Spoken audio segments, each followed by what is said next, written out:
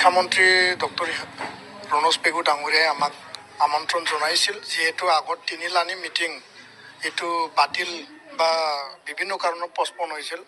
আজি নিখিল বড়ো ছাত্ৰ সন্থা আৰু শিক্ষামন্ত্ৰী ডাঙৰীয়া আৰু শিক্ষা বিভাগৰ আটাইবিলাক বিষয়ববীয়াৰ লগত আমি আলোচনাত মিলিত হ'লোঁ। আৰু ইয়াত মূল কথাটো আছিল যে মুখ্যমন্ত্ৰী ডাঙৰীয়াৰ যোনটো মাইনুটছ আৰু শিক্ষামন্ত্ৰী ডাঙৰীয়াৰ যোনটো মাইনুটছ যোৱা 3 বছৰত, ইয়াৰ 1 নম্বৰ দাবীটো আছিল যে বিটিআৰ শান্তি চুক্তিৰ 6.3 মতে বিদ্যালয় প্ৰাদেশিকৰণৰ কথা, বিটিআৰত বড়ো মাধ্যম, অসমীয়া মাধ্যম আৰু বিটিআৰৰ বাহিৰত বড়ো মাধ্যম বিদ্যালয় আৰু 10টা কলেজ প্ৰাদেশিকৰণ কৰাৰ পিছত 16টা কলেজ এতিয়াও পেণ্ডিং আছে। লগতে 25খন হাইস্কুল বিটিআৰত, 5খন আউটছাইড বিটিআৰ আৰু 10খন হাই ছেকেণ্ডাৰী স্কুল আৰু যিমান LP ME আছে, এই যি এটা উল্লেখ কৰা হৈছিল সকলো আমাৰ দাবী আমি জমা দিছোঁ। 1300 বিদ্যালয় আমি তেখেতসকলক জমা দিছোঁ। ইয়াৰে কিছুমান তেওঁলোকে ছাৰ্ভে এছেছমেণ্ট কৰিছে, RTE মতে কি আছে, ডিষ্টেঞ্চ কিমান আছে, সেইবিলাক নিট আৰু বেষ্ট যোনটো ক্ৰাইটেৰিয়া সেইটো তেওঁলোকে অলৰেডি এটা ৰিপৰ্ট ওলাইছে আৰু আজি ইয়াৰ ওপৰতো বিতং আলোচনা হ'ল। শিক্ষামন্ত্ৰী ডাঙৰীয়াই অতি সোনকালে যিখিনি একৰ্ড মতে নিট বেষ্টত আগবঢ়াই নিব লাগে বা প্ৰভিঞ্চিয়েলাইজ কৰিব লাগে, সেইখিনি তেওঁ আগলৈকে অতি সোনকালে কাৰ্যকৰী কৰিম বুলি আমাক প্ৰতিশ্ৰুতি প্ৰদান কৰিছে। 101টা যোনটো আমাৰ বড়ো মাধ্যমৰ হাই ছেকেণ্ডাৰী ফাৰ্ষ্ট ইয়াৰ আৰু ছেকেণ্ড ইয়াৰ, তাত মানে বড়ো মিডিয়াম ইন্ট্ৰডিউচ কৰিব লাগে, তাৰ লিষ্ট আমি অলৰেডি জমা দিছোঁ। আৰু ইয়াত যিহেতু বড়ো মাধ্যম হায়াৰ ছেকেণ্ডাৰী স্কুলত শিক্ষক নাই, PGT টিচাৰ নাই, এইটো পষ্ট ক্ৰিয়েশ্যন কৰিব লাগে, সেই দাবীটো আমি ৰাখিছিলোঁ। মাইনুটছত লিখা মতে ইয়াৰ পষ্ট ক্ৰিয়েশ্যন বা কি প্ৰক্ৰিয়াৰে তাত শিক্ষক দিব পাৰে, যিহেতু বিনা শিক্ষকে প্ৰায় 10,000 ছাত্ৰ ছাত্ৰী এতিয়া higher secondary first year second year পঢ়ি আছে। সেই বিষয়টো আজি আলোচনা হৈ গ'ল। এডুকেশ্যন গেৰাণ্টি স্কিম 72টা শোণিতপুৰ বিশ্বনাথত এই বিদ্যালয়ত ছিংগল টিচাৰ, 0 টিচাৰ চলি আছিল আৰু এতিয়া এডজাষ্টমেণ্টত চলি আছে, কিন্তু পাৰ্মানেণ্ট ৰেগুলাৰ টিচাৰ নাই। সেই বিষয়টো অলপ শিফটিং কৰা হৈছিল, কিন্তু তাত কিছুমান বেমেজালি ওলাইছে। সেইটো সমাধানৰ কাৰণে আজি আকৌ পুনৰ আলোচনা হ'ল। 35টা মডেল হাইস্কুল আমি দাবী জনাইছিলোঁ। এই মডেল হাইস্কুলটো টি গাৰ্ডেন মডেলত বনাব লাগে, য'ত হাইস্কুল বড়ো মাধ্যমত নাই। আৰু এই কথাটো অতি সোনকালে ইয়াত টি গাৰ্ডেন মডেলৰ মানে হাইস্কুল স্থাপন কাৰণে সিদ্ধান্ত লৈছে।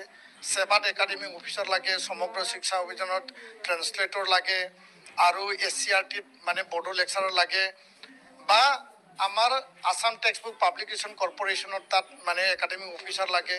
এই দাবী আমি ৰাখিছোঁ। ইয়াৰ সমাধান কিছু ওলাইছে। আৰু বিটিআৰত কোকৰাঝাৰ, বাক্সা, ওদালগুৰিত এতিয়া ইনস্পেক্টৰ অফ স্কুল বিহীনভাৱে বা DO আৰু ইনস্পেক্টৰ অফ স্কুল বিহীনভাৱে চলি আছে। সেইটো অহাকালিৰ ভিতৰত শিক্ষামন্ত্ৰী ডাঙৰীয়াই সমাধান কৰিম বুলি আমাক আশ্বাস দিছে। প্ৰায় 25,000 মান ছাত্ৰ ছাত্ৰীয়ে এতিয়াও এই যি এতিয়া গৰম বন্ধ গ'ল, ফাৰ্ষ্ট ইউনিট টেষ্ট গ'ল, হাফ ইয়াৰলি হ'বলৈ ছেপ্টেম্বৰত আহি আছে, তেওঁলোকে এতিয়া পাঠ্যপুথি পোৱা নাই। সেই পাঠ্যপুথি অনতি পলমে দিবৰ কাৰণে আমি আজি দাবী জনাইছোঁ। আৰু এই কথাটো বিদ্যালয় হিচাপে আমি জিলা হিচাপে দিছিল, তেখেতে বিদ্যালয় হিচাপে বিচাৰিছে। আমি 2 এদিনত সেই লিষ্টটো তেখেতক দিম আৰু বিনা পাঠ্যপুথিৰে যাতে কোনো কাৰণত ছাত্ৰ ছাত্ৰী বঞ্চিত নহয়, তাৰ কাৰণে আমি আজি আলোচনা কৰিলোঁ। মূলতঃ আলোচনাৰ সমাধানৰ ক্ষেত্ৰত মাইনুটছ আকাৰে আছিল। একশ্যন পইণ্টত যাবৰ কাৰণে আজি পুনৰ এটা সিদ্ধান্ত লোৱা হ'ল আৰু শিক্ষা বিভাগে বা শিক্ষামন্ত্ৰী ডাঙৰীয়াই খুব গুৰুত্ব সহকাৰে আজি শুনিছে, সমাধান কৰিম বুলি তেওঁ আমাক আশ্বাস দিছে। আৰু এসপ্তাহৰ পিছত এপছু আৰু বড়ো সাহিত্য সভাক লৈ পুনৰ তেওঁ আলোচনাত মিলিত হ'বৰ কাৰণে আমাক তেওঁ আহ্বান জনাইছে।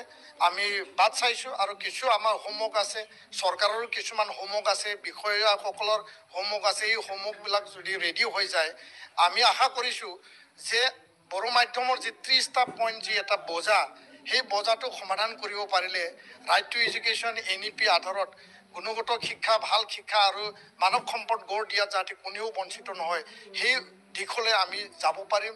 অন্যথা এই মাধ্যমত যথেষ্ট সমস্যা, বজা বাঢ়ি আছে কিন্তু সমাধানৰ সূত্ৰ ওলাব চেষ্টা কৰিলেও ক'তবা নহয় ক'তবা মানে বিৰতি হৈছে তো আমি আশা কৰিছোঁ আজিৰ আলোচনাই নিশ্চয় ফল দিব আৰু আমি দৃঢ় বিশ্বাসে আৰু আশাবাদী নাই আমি কৈছোঁ যে প্ৰথম প্ৰায়ৰিটিটো হ'ল যে 6.3 আধাৰত যোনটো একৰ্ডত লিখা আছে ভাৰত চৰকাৰ অসম চৰকাৰ ছটা যি সংগ্ৰামী সংগঠনৰ লগত এটা চুক্তি হৈছিল ইয়াৰ কমিটমেণ্টটো চৰকাৰে ৰাখিব লাগে আৰু কমিটমেণ্ট আৰম্ভ কৰি পেলাই 10টা কলেজ তেওঁলোকে প্ৰাধিকৰণ কৰিলে তো আমাৰ দাবী যে যেতিয়ালৈকে অসমত উমৈহতীয়াভাৱে কমন এটা এমেণ্ডমেণ্ট বা প্ৰভিঞ্চিয়েলাইজেশ্যন এক্ট নাহে তেতিয়ালৈকে বিটিআৰৰ যি স্পেচিয়েল এটা ক্লজৰ মতে বিদ্যালয় প্ৰাধিকৰণ প্ৰক্ৰিয়া চলি থাকিব লাগে আৰু ইটো দি সেই বিদ্যালয়বিলাকক এটা মৰ্যাদা এটা ন্যায্যতা দিব লাগে সেইটোৱে আমাৰ আৰু এইটো কমন অসম ভিত্তিত যেতিয়া আহিব এইটোতো সুকীয়াকৈ আহিব কিন্তু একৰ্ডত লিখা মতে